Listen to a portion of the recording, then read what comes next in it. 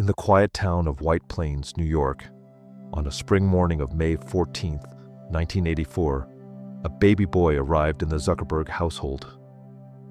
His parents, Edward and Karen Zuckerberg, didn't know that their curious, wide-eyed son would one day sit at the center of a revolution that would reshape how billions of people communicate.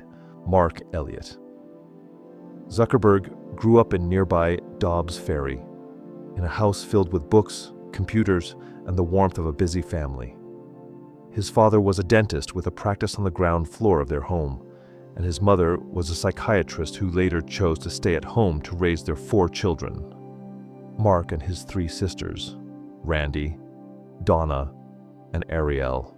Mark was not the kind of child who played loudly outside or ran through the neighborhood chasing friends.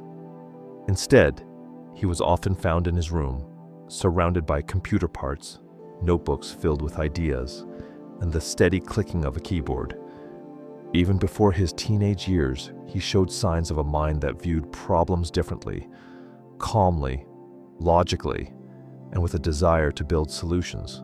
By age 12, Mark had created his first meaningful program, ZuckNet. It was a simple communication system inspired by office intercoms.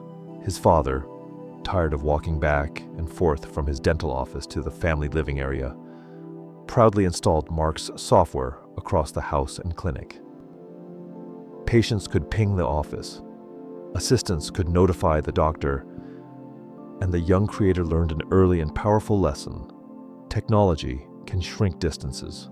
At Phillips Exeter Academy, Mark was a paradox. He excelled academically, especially in Latin, mathematics, and physics, yet he was happiest in front of a computer. Teachers noticed something unusual. Mark was not merely completing assignments, he was inventing projects. Students approached him as the kid who could build anything.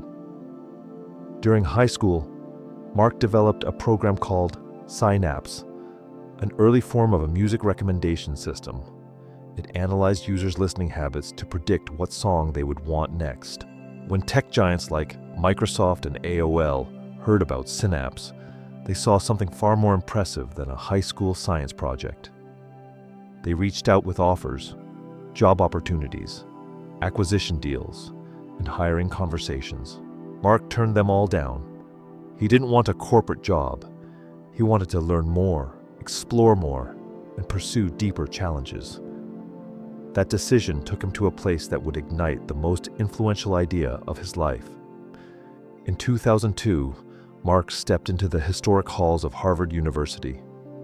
He wasn't yet famous, but within months his name was whispered across dorms, not for parties or sports, but for code. Harvard's environment was intense, competitive, and filled with bright minds. Mark thrived there. He became known as the quiet genius who preferred hoodies to blazers and sat up late at night, surrounded by empty soda cans, typing furiously at his computer as ideas took shape. One night, driven by curiosity more than anything else, he built FaceMash, a website that compared student photos and allowed users to choose who looked better. It spread across campus like wildfire and crashed Harvard's servers within hours. Though the administration criticized him for violating privacy rules, students recognized his incredible technical ability.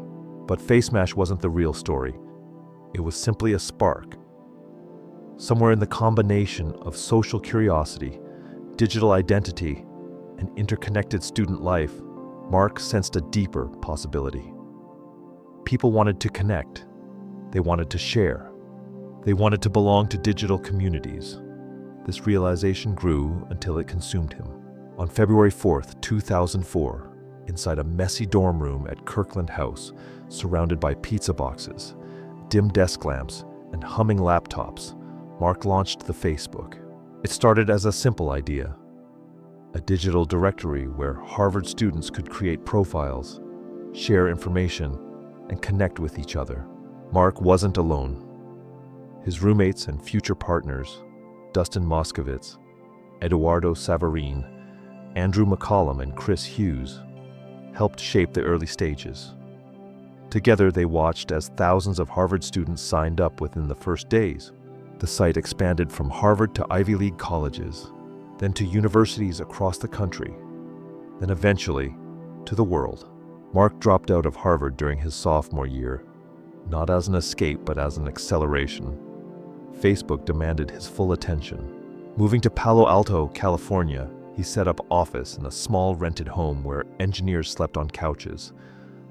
Whiteboards were covered in experimental sketches, and the air was thick with excitement. He once famously said, "Move fast and break things." This attitude became the engine of Facebook's explosive growth. The early years were chaotic and thrilling. Every week brought new features, new users, new challenges. Facebook was not just growing, it was transforming human communication. It wasn't long before venture capitalists appeared with massive checks. Tech leaders saw Facebook as the next internet revolution. Users across the world joined by the millions. By 2007, at just 23 years old, Mark Zuckerberg became one of the youngest self-made billionaires in history. But beneath the headlines, Mark wasn't celebrating, he was planning. His ambition was not for wealth, but for impact. He believed Facebook could bring the world closer and rewrite how people connected. Years rolled by and Facebook's empire expanded. The company acquired major platforms, built global infrastructure, and evolved from a website into a digital ecosystem touching billions of lives daily. But Mark was restless.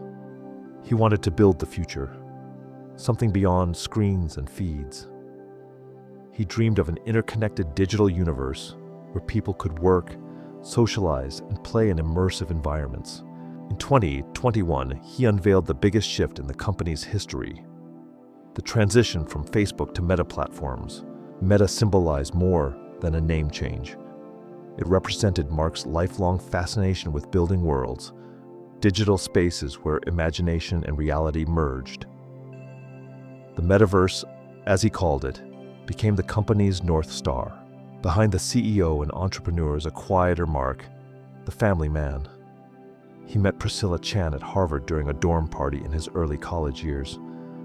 Their love story unfolded slowly but steadily, rooted in trust, simplicity, and shared compassion for humanity. They married in 2012 in a small ceremony held in their backyard. Unassuming, heartfelt, and far from the glitter of Silicon Valley glamour. Together, they founded the Chan Zuckerberg Initiative, CZI, pledging to devote most of their wealth to philanthropy.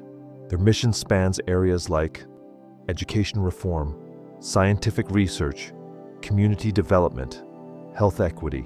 Mark believes that technology and philanthropy are twin engines that can uplift humanity. Mark Zuckerberg is often described as reserved, analytical, and deeply focused. He prefers coding marathons to crowded parties, strategy meetings to award shows. His worldview is shaped by a few core beliefs. Connection is power. Technology should break boundaries. Long-term vision matters more than short-term glory. Failures are stepping stones, not obstacles. He has faced controversies, criticism, and pressure from governments, the public, and competitors. Yet he remains a relentless problem solver, someone who refuses to yield to the comfort of success. Mark Zuckerberg's journey is not merely a story of a website. It is the story of a boy who believed communication could be redesigned, a teenager who coded dreams into software, a young man who dropped out of Harvard to build a global community, and a leader who continues pushing toward the future even when the path is uncertain. Facebook, now Meta, stands as one of the most powerful and influential creations in modern history. Billions of people use its platforms to communicate, share memories, build businesses, learn, celebrate, mourn, and stay connected across oceans and continents. Whether celebrated or criticized, Mark Zuckerberg remains undeniably impactful. He is a builder, a disruptor, a storyteller of the digital age, writing his legacy not with a pen, but with code.